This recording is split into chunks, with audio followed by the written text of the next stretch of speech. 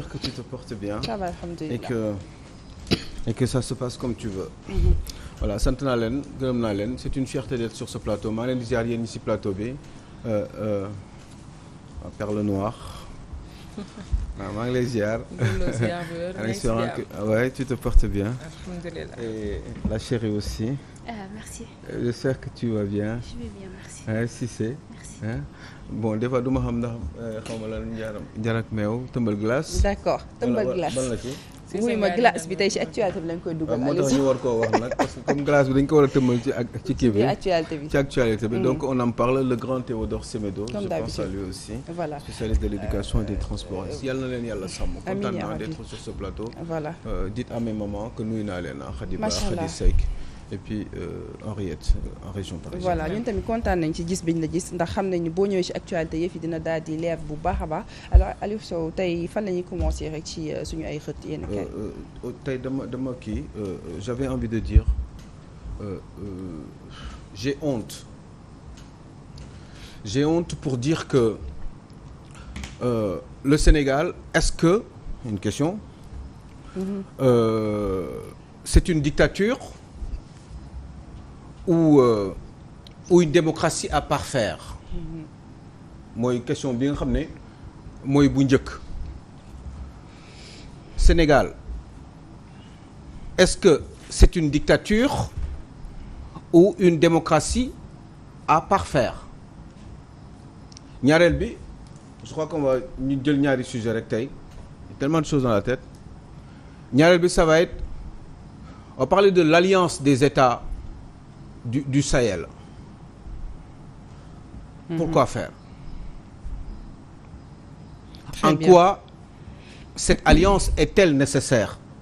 Si je peux poser la question autrement. Alliance des États du Sahel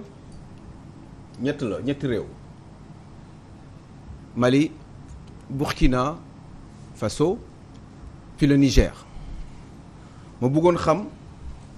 en quoi cette alliance pourrait être nécessaire par rapport à l'avenir de ces trois pays-là. Très bien donc mën nañoo commencer rek ci premier point bi muy le Sénégal est-ce une dictature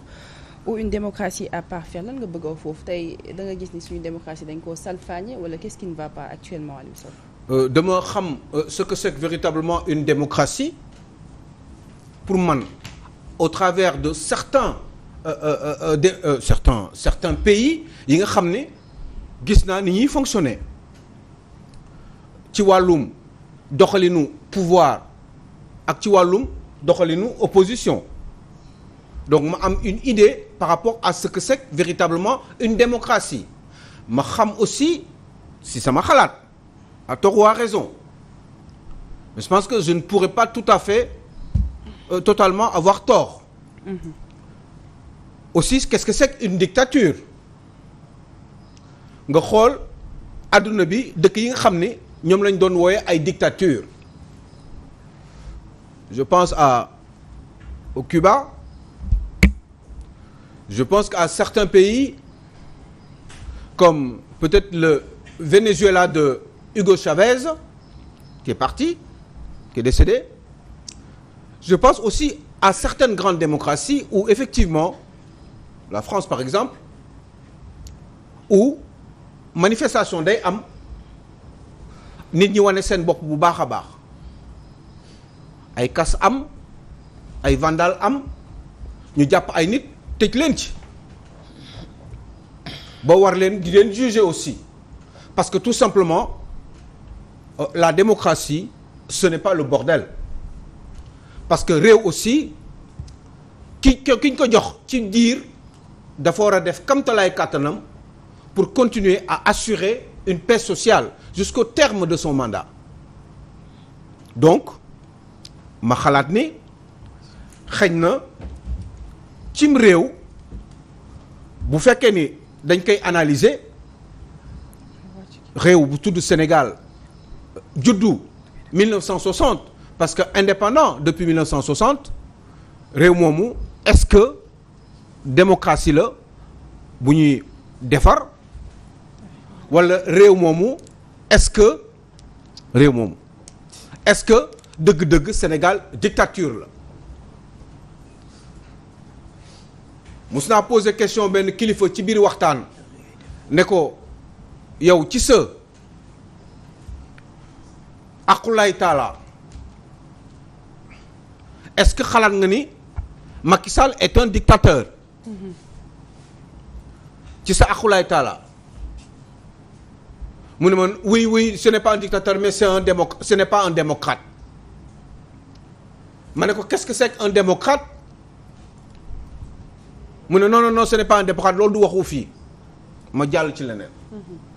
yooyu boo gisee ma koy wax c'est par rapport à ce qui se passe aux États-Unis ak un président de la République du Sénégal boo xam ne ay sénégalais ñoo ko fal ci diir à 58% ba le 2 avril 2024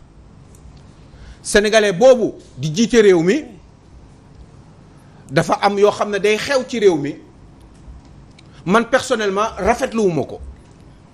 parce que dama gëm ni enjeu yi ci leneen la nekk dans une démocratie mooy quand on n'est pas d'accord on fait en sorte de pouvoir récupérer le pouvoir jaarale ko ci population yi ci ay jàngat ak ay xam-xam yooyu def ci seen bopp ba ñu comprendre ni yow ji opposition bi yéen yaa leen am raison ak li nga leen di proposer mooy li gën que ñii fi toog nii te boo leen fi nekkee di ngeen def mieux que eux mais ngeen convaincre population yi. loolu man laa gisee démocratie. évidemment ci temps wu diiru mandat ki nga xam ne moom la ñu fal ku mu neex war nga mën a manifester. d'accord naa waaye manifestation dañ koy encadrer te ñii di encadrer manifestation yi waxuñu nekk c'est obligatoire que forcément obligatoirement il faut que à chaque fois qu'on demande même bu fekkee dañu ne manifestation déclaration la c'est un régime déclaratif ok waaye dafa am ay conditions yu war a mën a tax loolu ñu def ko bu conditions yi nekkul est-ce que obligatoirement dañ ko war a def admettons tey jii ne comme nee nañu loolu manifestation war nañ ko def à chaque fois qu'on en demande. Sénégal 52 semaines mooy at bi. 52 semaines 52 semaines donc ça veut dire que normalement bu ñuy suivre logique kese te ànduñu ak xel war nañu mën a manifester 52 fois par an mais en même temps dëkk boobu ak réew moomu dafa am ñoo xam ne dañuy liggéey dafa am ay tabax yu ñuy war a def dafa am réew boo xam ne dañ ko war a tabax dafa am lu ñu war a organiser ci réew mi pour réew mi mën a avancer parce que dafa am ñoo xam ne dañ leen jox pouvoir pour ñu liggéey boobu sur juróomi at est-ce que ñooñu tamit war nañu nangu à chaque fois ñuy gàllankoor seen liggéey kon nga xam ni dégg-dégg bi mais bu dee ñoom ça doit être de manière équilibrée seen liggéey jaarul yoon. xanaa nag gars yi war nañoo mën a génn manifester Aliou Sow. mais loolu laa wax. voilà. non dama ne moi je veux que juste qu'on réfléchisse mais loolu indiwul gàllankoor si ñoom seen liggéey si je te comprends bien. dama ne question rek laa posé. dama ne on a le droit de manifester. effectivement 52 fois par an. parce que loolu la constitution wax. waaye manifestation yi dañ ko war a encadrer dafa war a am ay conditions d'encadrement. on fait comme si c'était automatique et que à chaque fois bu amee manifestation dañu war a bàyyi lépp lu ñuy def ñëw encadrer manifestation boobu quelles que soient les situations. je dis quelles que soient les situations parce que situation mun na doon lu nekk. mun na doon réew mi dafa am yu ñuy tabax. dafa am yu ñuy organiser. wala situation conjoncturelle bi ak tension bi nekk fii ki yor responsable bi bu ñu xalaatee ni manifestation war na may indi dara wala tension bi nekk ci réew bi ak xuloo yeeg jaxasoo yi mën a am ay nit mën nañ ci am ay gàllankoor ñii duñu liggéey ñii ils vont perdre de l'argent ñii di wuti dépense duñ ko am et cetera day am déséquilibre. dañ mën nañ ko interdire. ñooñu lan la ñu war a def rappelez-vous Abdoulaye Wade bon tey nee nañu c'est un grand démocrate c'est bien moi je pense waaye Abdoulaye Wade amul lu ñu ko fi yàqul. c'est vrai. man nag dañuy xaar ba nga jàll ñu doog a wax li xew New York xewoon na fi ak Abdoulaye Wade alxuraanul karim ma mettit lu ko woon lool surtout geste bi Souleymane Jules Diop defoon man Alioune Sow ma mettit lu ko te wax naa ko fu nekk Mame Less Dia yàlla na la yàlla yërëm waxoon naa ko ci sa rajo Océan FM Njoogu Jën yaa nga woon foofu bi nekk fële RFM. d'accord kon mettit li bi ma doon mettit li ak yuuxu yi ñu doon yuuxu Abdoulaye Wade ci étranger au nom du Sénégal man dama ko daan naqarlu quand on n'est pas d'accord on montre qu'on n'est pas d'accord mais on fait en sorte de pouvoir changer les choses waaye fenn yoon nga mën a am mooy nga def politique mais vraie politique man yuuxu yi ma dégg gis New York man daf ma naqari parce que ak nu mu mënti demee Macky Sall est notre président de la République Macky Sall quelles que soient ses fautes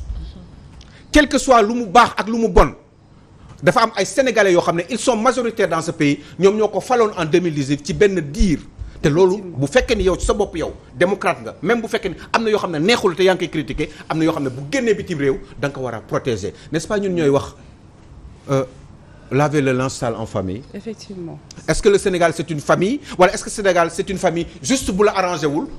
bu la arrangé wul le Sénégal n'est plus une famille mun nga ko jébbaane fu nekk. Au même moment Macky Sall ñaata nit lay rencontrer est-ce que un Macky Sall est un dictateur.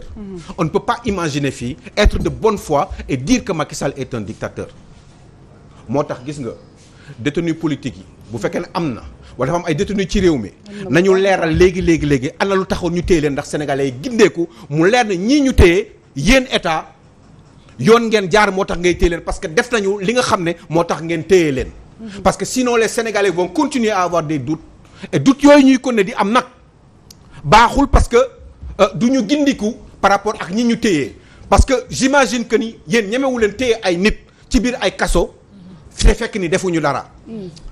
j'imagine que ni bu fekkee ni da nga leen téye ba léegi c'est parce que am na loo xam ne def nañ ko xañ na da ngeen ko bëggul communiquer parce que loolu du seen job mais à un moment donné buy continuer di yàgg ça veut dire que mun na am lu muy nuru donc man bëgg naa ngeen wax ñii ñuy wax ay détenus politiques ñii ñu téye ci kaso bi ñu naan ay 600 lañu ay 700 personnes il faut ngeen wax ñu ku ci nekk lan nga def effectivement parce que dëkk bi taaloon nañ ko yàqoon nañu ay Auchan jàppoon nañu ay nit rey nañu ay nit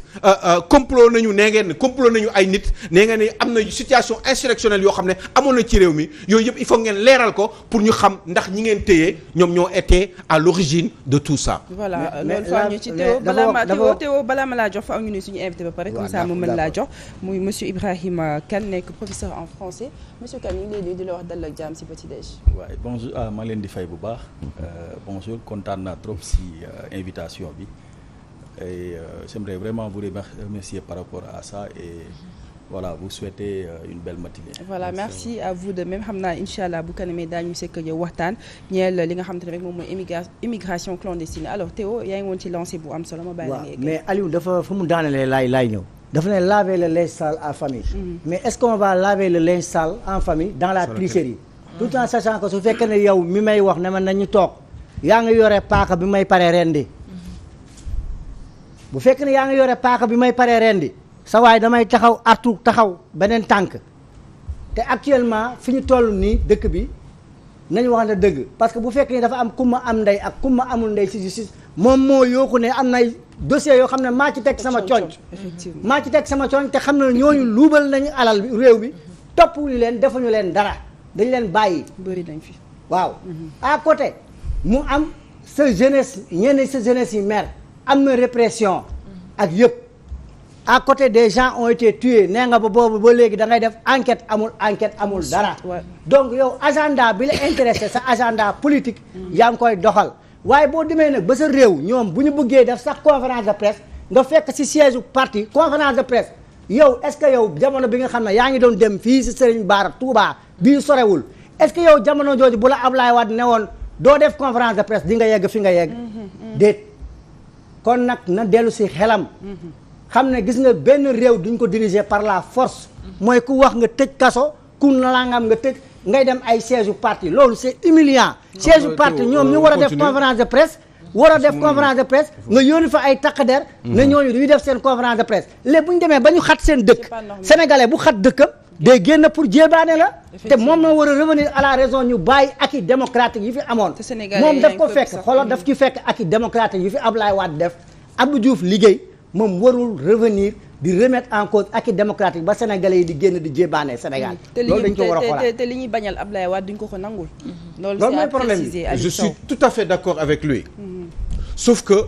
le combat il ne se fait toujours pas à l'étranger. Ces présidents africains ne sont pas parfaits. Ces institutions africaines ne sont pas parfaites. yow lii ngay wax ni loolu lañ doon wax il y a 12 ans Abdoulaye Wade. loolu la ñu def Abdoulaye Wade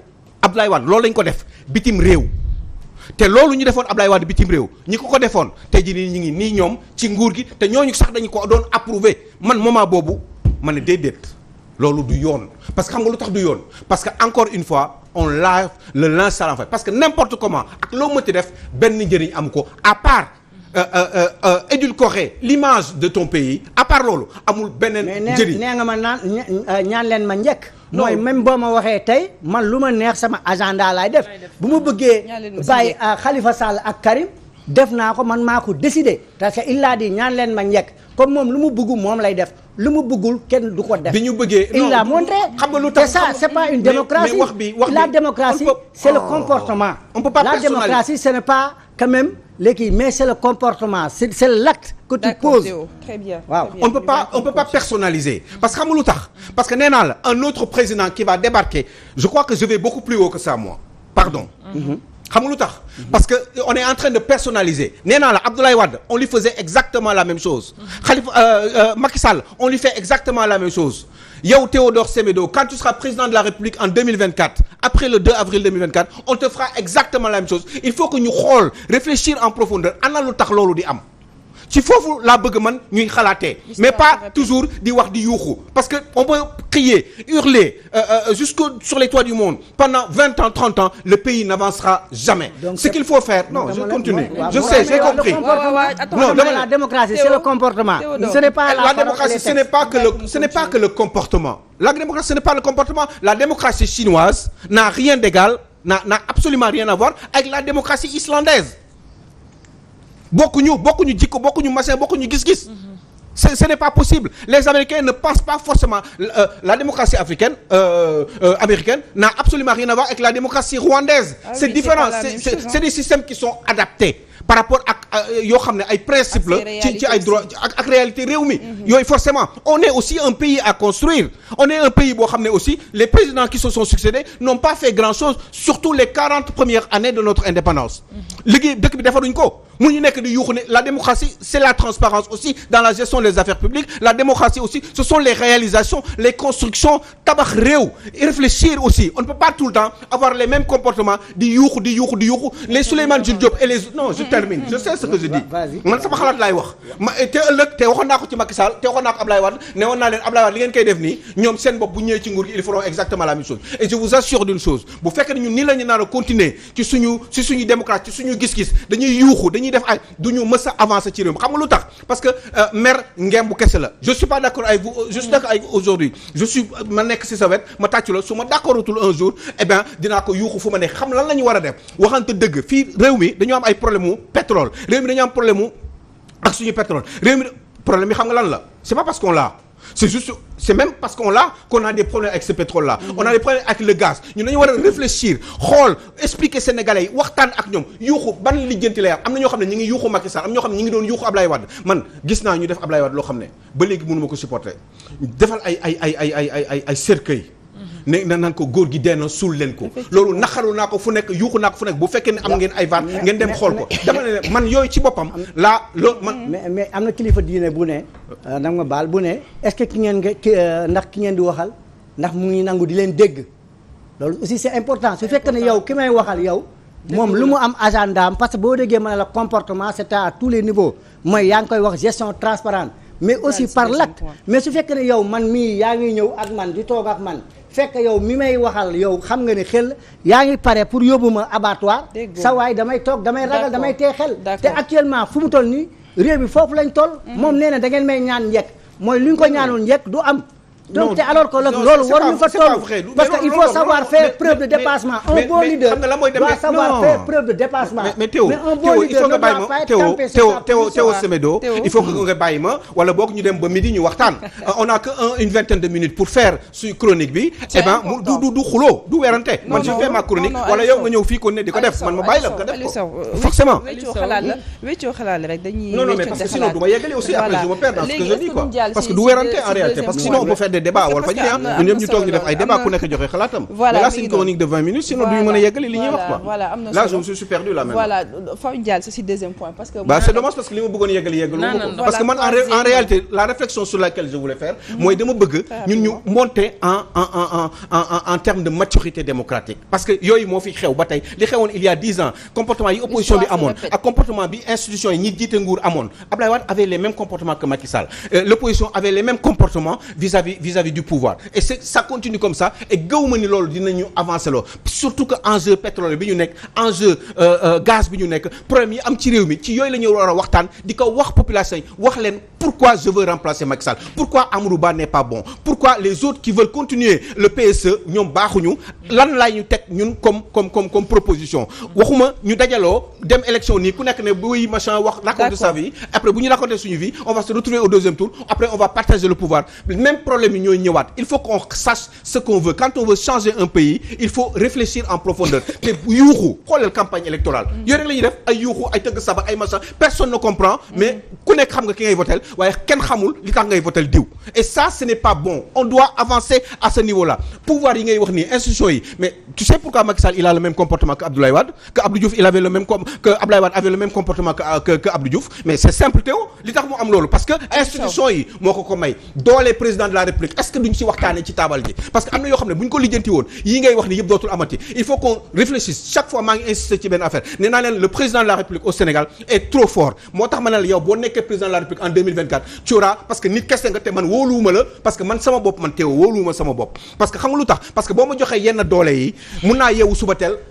mere nit def ko lu ma neex utiliser institution yi de manière légale donc institution yooyu nag laa bëgg ñu defaraat te dama bëgg ñu siy waxtaan pourquoi on doit changer le mode d'exécutif au Sénégal pourquoi on doit changer le mode législatif au Sénégal ni ñuy falee député yi nan lañ ko war a changer man ci yooyu laa bëggoon ñu waxtaan ba nga xam ne yooyu boo ko tegee